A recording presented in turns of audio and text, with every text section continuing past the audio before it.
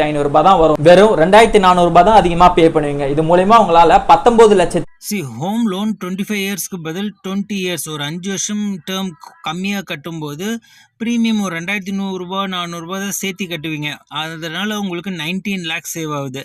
இதே 20 years term 15 years நீங்கள் பண்ணுறீங்க அப்படின்னா கிட்டத்தட்ட 25-28 லேக்ஸ் உங்களுக்கு இன்ட்ரெஸ்ட் சேவ் ஆகுது.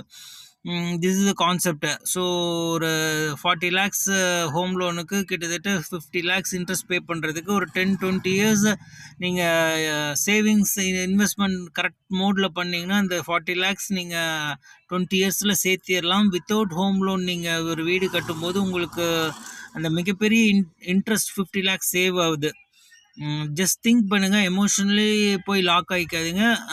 Home loan principal plus interest கிட்டத்தட்ட 1 crore போய் லாக் ஆகுறது. நீங்கள் இன்வெஸ்ட் பண்ணீங்கன்னா மல்டி crore உங்களால் ஜென்ரேட் பண்ண முடியும். தேங்க்யூ.